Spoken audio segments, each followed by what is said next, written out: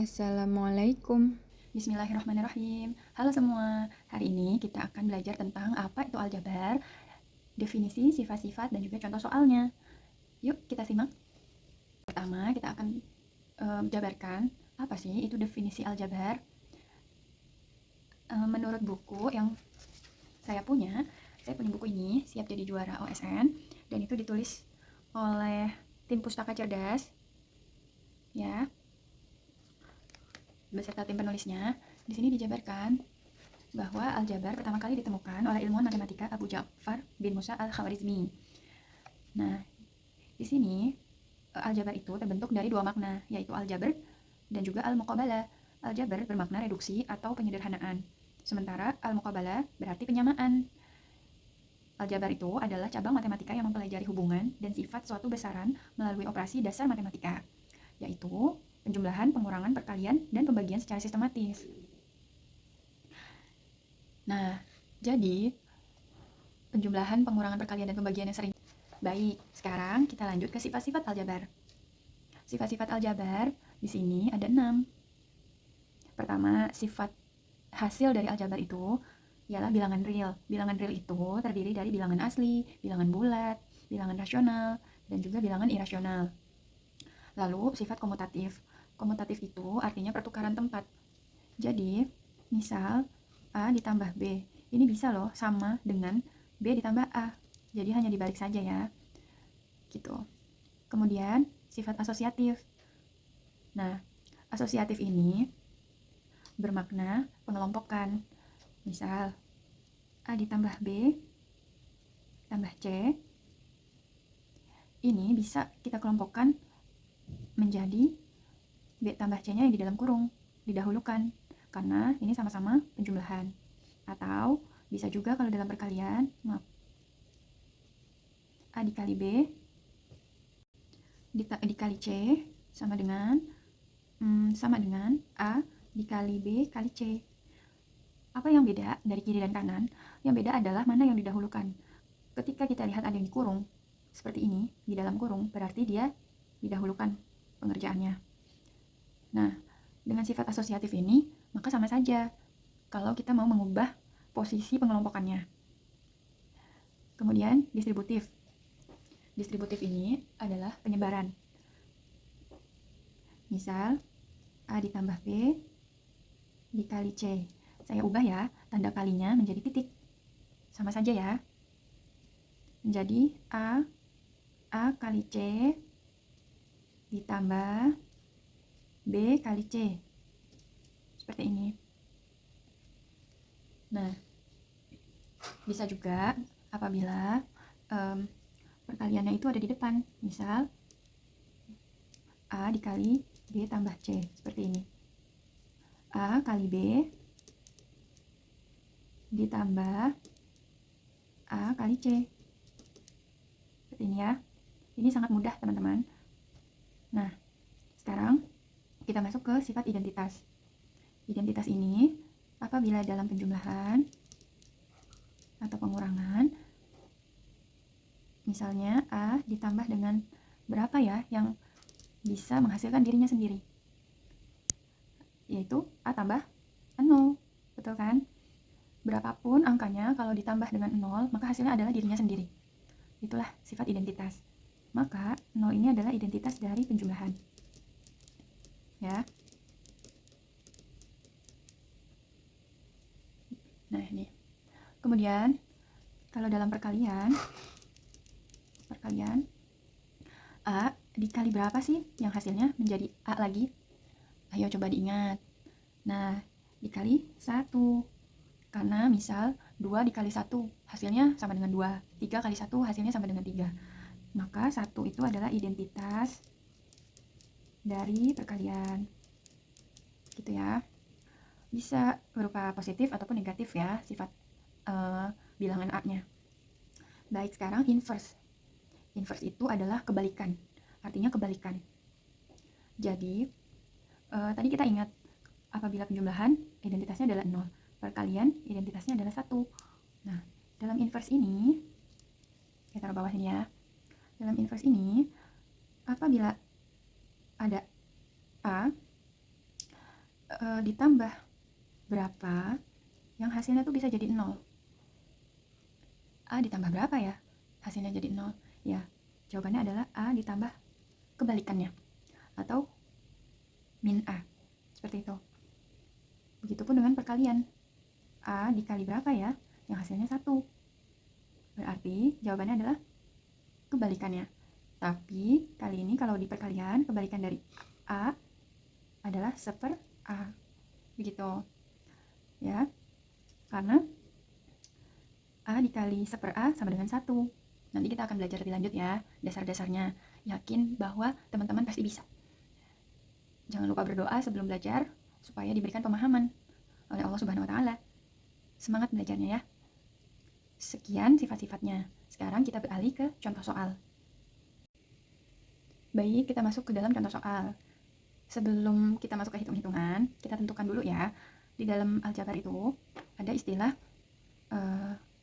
suku koefisien variabel konstanta. Suku dalam sini, di dalam soal ini ada 4x min 2y tambah 1. Nah, mana yang disebut suku? Sukunya adalah 4x min 2y plus 1. Semuanya. Kemudian kita tentukan koefisien. Koefisien itu adalah bilangan yang ada di depan huruf-huruf ini. Berarti ada 4 dan juga min 2. 4 dan min 2. Ingat ya, 2-nya itu bertanda negatif. Jadi, tanda minusnya juga harus kita sebutkan. Nah, sekarang apa itu variabel? Variabel itu adalah huruf-huruf yang belum diketahui bilangan berapa dia, gitu. Jadi kalau di sini ada X dan Y, seperti itu. Nah, konstanta itu yang tidak memiliki variabel, berarti di sini angka 1. Nah, ini ya, jadi kita harus tahu dulu ini. Nah, sekarang kita masuk ke soal nomor 2. Soal nomor 2 ini terdapat 7x min 3y ditambah 2x plus 5y. Caranya mudah sekali. Pertama, kita harus menghitung yang sama variabelnya. Ibarat di sini x itu seperti buah apel. Jadi ada 7 apel dan 2 apel. Kemudian y itu adalah jeruk. Jadi ada 3 jeruk dan 5 jeruk. Nah, sehingga kita baru bisa menjumlahkan atau mengurangi sesuai dengan jenis buah yang sama. Misal 7x dikurang 3y, kita nggak bisa menyederhanakan itu. Kita stuck karena beda buah alias beda variabel.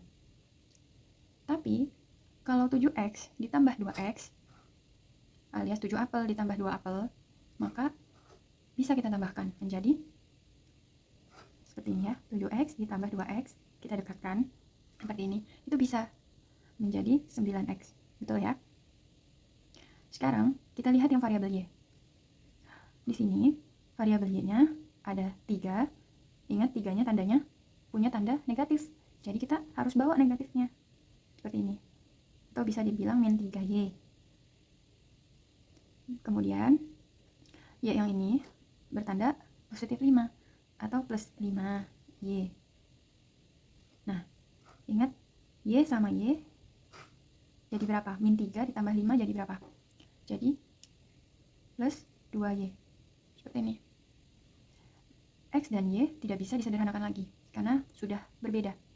Maka ini adalah hasil akhirnya. Ya.